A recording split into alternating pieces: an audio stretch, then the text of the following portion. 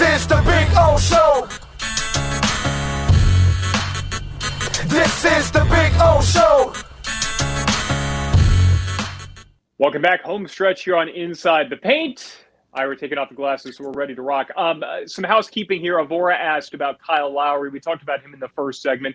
But just to kind of put a capper on that, I think if the series were different, Ira, I think you agree, there may be a little bit more urgency to play him. But to kind of steal Ira's words, the goal is not to beat the Philadelphia 76ers. The goal is to win the NBA championship. And at this point, it just makes more sense to make sure you get to that 2-week mark if you wait until Friday at the very least. And so then Kyle comes back, and I think you feel a little bit better about him moving forward. But also let's not over-explain it, because download the damn podcast. Listen to the whole first segment on the Slomin's Home Security Inside the Paint show.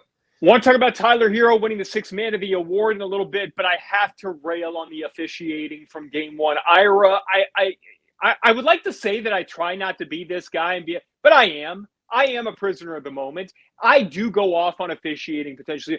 That was the worst officiated game that I can remember for an entire stretch of a game in the NBA postseason, for a few reasons. Number one, it was like the officials were imagining stuff that they were calling. Some of the calls, I think at least one or two of them on Dedmon, there were so many bad calls where when you looked at the replay, what are you even watching? There wasn't even contact. And it went both ways. Yes. And I want to be clear about that, by the way. It was both ways. And I'm going to explain myself on that in a minute. But it was like they were anticipating contact and then blowing the whistle after it didn't happen, which is the cardinal sin for an official in the playoffs. You cannot do in the regular season. That's one thing. In the playoffs, you have to call what you see. You can't anticipate. And there was too much of that garbage as the game went on. It was awful to watch. And the other thing, Ira, they missed blatant fouls. I mean, Tyler Hero absolutely smacked James Harden on the arm, on the shooting arm, on a three-pointer, and it badly affected the shot. And officials were there in position. How do you not see that? And then Jimmy Butler drove to the basket at one point. Ira, they smacked him in the head to the point where it knocked his headband back. And Jimmy's sitting there adjusting the headband, looking around like, guys, what do you – Ira, it was the exact same action that got Draymond Green the first part of his flagrant 2 foul against Memphis the other night. The second part of it was when he grabbed his jersey and threw him down. But Ira was like, how can you on one end imagine fouls and anticipate fouls that are about to happen and call them when they don't, and then miss completely blatant fouls? And this is where, like, after the game, James Harden was asked about the defense that the Heat played on him, and he said no comment. And, like, if you go back through that game, James Harden got a lot of calls that he should not have. But he also should have gotten a couple that he didn't. And so I can understand why he would make a comment like that. And to put a bow on this thing, Ira, and this is kind of to spin this forward a little bit. The only way I think that without Embiid out there, that Philly can beat Miami is by a game being disjointed, a lot of strange calls, the game kind of getting in the mud to where James Harden is getting those fouls that he used to get over and over again. And I think he got a little bit of that in Game 1. And it was part of the reason why Philly was able to get a lead at halftime. Then in the second half, it didn't matter. So what I want to see moving forward, Ira, is a game that is officiated like an NBA playoff game should be, which is you only call the fouls that you see. A game where when you see an obvious call, you don't hesitate because you realize that you just called one you shouldn't have the previous possession.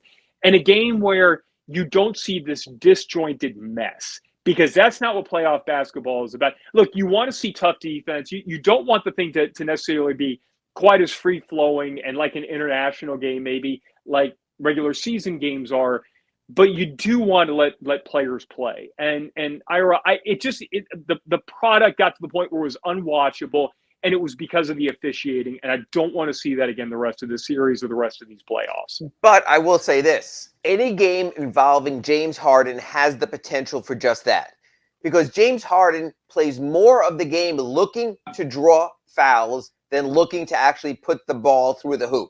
So when you wind up calling a James Harden game, it naturally devolves into that. I can't stand watching the guy Not saying he's not a great I talent. agree. Not saying he's maybe the best scorer of this generation going up there with Steph and some other guys.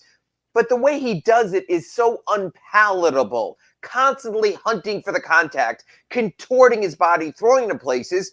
So I think that naturally throws the officiating off in any series that he's working because you have to contend with that. You don't want to blow the whistle too much, so maybe you swallow the whistle. Then he fools you, so you wind up calling it. You had a foul where Tyler Hero got 3 free throws on the three-point attempt. Matisse Thybulle didn't foul him. You had plays where both teams were out of bounds, wasn't called. Matter of fact, the one out of bounds call that was made was by Secaucus and the replay officials when they took away a Max Strus three-pointer because in replay they saw that. And I'm saying this to myself, wait a minute. In the last seconds of the first Golden State game in the playoffs against Memphis, the officials said, we can't rule on the out-of-bounds play. You have to challenge it or it's a rule. But in the first quarter of a game, Secaucus can take over the NBA replay center and wipe off the three-pointer on an innocuous early game play. So the rules are naturally off there. I don't think the officiating gets better in this series for 2 reasons. 1, James Harden, and 2, Joel Embiid's a foul machine. So if he's going to come back, I mean, you talk about a big, strong, burly kind of guy who's flailing as well. So you're going to have some of that as well. Jimmy likes to get his contact. I think you're going to wind up seeing a very choppy series unless one team absolutely gets going at three-pointers. Then the game goes to the perimeter more. Then it's just over the top. Otherwise, I think that's, Clay, how it's setting up to play out. But if you're an official, be better, man. Like, you know James Harden. You know what he's going to do. Hard like, to if call you're him. going to anticipate anything, and by the way, I have never been one to criticize officials for a late call. If you make a call late, but you get it right, man, I don't care. I would rather you wait, process it for a half a second, and say, did I really just see a guy get hit, or am I just imagining this? And again, obviously we look at this from a Heat perspective because that's the team that you cover. But what was hard to watch for me was you're watching where they're calling these like they anticipate the foul, or it's just a little bit of contact and they try to decide which way. But then blatant stuff where Jimmy's driving to the basket and he's getting smacked, and it's obvious, man. And it's almost like in those moments they're like, okay, we're gonna let this go because it's playoff basketball. But the ticky-tack stuff they're calling, and so it almost felt like to me, Ira, that they were trying to allow them to play, but then they were imagining the calls on it. It was odd. And anyway, I'm over it. I'm done. I want to see better officiating going forward. Be better. If you know that James Harden is going to do that, be better. Understand. Know that it's coming. Don't anticipate. That's it. I'm done. Happier stuff. I am very afraid if Clay does a live stand-up during this series, he will run out on the court at a certain point. So you might need to be restrained. And this is where I'm at with this, Ira. Like, and I always hear this, and it bothers me. And I'm sorry to go off on a tangent, but I'm not. You say, oh, it's the human element. You talk about with the umpiring in baseball, the human element. Let's. Oh no, we don't want to do quest deck. We don't want to do robotic strike and ball call.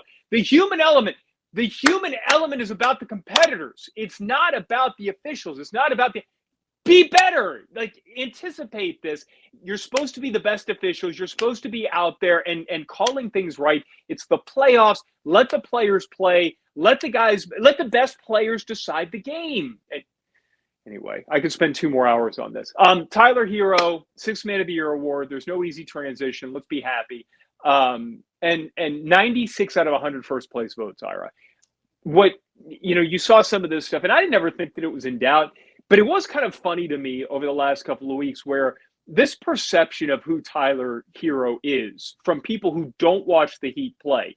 You hear this inefficient shot chucker is like the catcher. Watch a game, man. Like, watch the guy come off the bench. Look, all right, maybe there were points in his first couple of seasons where it felt like he didn't quite have the feel for the NBA game yet that a veteran would. But, man, the only time that he ever chucks is as a heat check or when, frankly, they got nothing else going and they need somebody to come in and do just that. And, by the way, more often than not, it's for good reason and it works out. But that's the perception of media and where, like, maybe other teams who don't watch the Heat play on a regular basis may feel. But it was great to me that when you have 100 first place votes, 96 of them clearly got it right. I mean, the margin of victory for Hero was such to where it was kind of like, okay, at least the people who are actually voting on this stuff get it, and they know what Hero is all about. Yeah, it was I the was most glad to see that lopsided for him. result so far of the results. I think it'll be the most lopsided going forward. Monty Williams as Coach of the Year might be up there when that balloting comes out. Eric Spoelstra's a finalist there, but I think you're going to see that here. And it's really interesting because Tyler did a Zoom session with us after he won the award with the local media, and he doesn't want to win this award again. He wants to be a starter. He's like, I did that, and he said his next goal is All-Star. He says, got my award. I want to be an All-Star. Well, 90%, if not more, 99% of All-Stars are starting players. So let's spin this forward a little. Tyler Hero is abdicating his crown as sixth-man award winner. He's going to let someone else have it. Kevin Love, if you do it again, you can have it. Cam Johnson, whatever. But when you look at this Heat lineup going forward, Clay, would you be comfortable, Bam at center, a PJ Tucker or the next PJ Tucker? You know, we've had PJ Tucker, we've had Jay Crowder, that type of complementary four. Are you comfortable with Tyler Hero, Jimmy Butler, and Kyle Lowry as your three-man wing rotation going forward for at least the next two coming seasons as Kyle Lowry's contract plays out? Yeah, because basically you're just slotting Tyler Hero into the Max Strus slot, and you're going to bring Strus off the bench, and I'm okay with that. For you? Yeah. Oh, yeah. I'm okay with that because I think Strus he gives you enough spacing, right? And I think with that second unit, you just have to figure out how to stagger the minutes. No, I know that. I'm saying in the first unit, if you take Strus out and put Hero in there, so how? Oh, so yeah. I think with Lowry's three-point shooting and Tyler's three-point shooting, even though it's not spot-up three-point shooting, you probably would need to play a stretch four in that role. So for all the people sort of clamoring for Bam and Yurt, I don't see that in a starting lineup where Tyler Hero is in there also. But if that's what he's angling for and that's what Tyler's looking for, you're probably saying either PJ Tucker back again if he's willing, although I think he felt slighted. Milwaukee last season would only give him a minimum. The Heat this year below the mid-level. So if the Heat have success, you know, even at 37, Tuck might look for a little bit more. So you might have to go for your next Jay Crowder type right there. But I do think it would be trending that way. And it's very interesting. This almost takes our entire show full circle. Again, not going to go back into stuff. Download the damn podcast. But so if Tyler Hero moves in the starting lineup, and you're starting, for argument's sake, Bam Adebayo, PJ Tucker, Tyler Hero, Jimmy Butler, and Kyle Lowry, Victor Oladipo would be a great sixth man.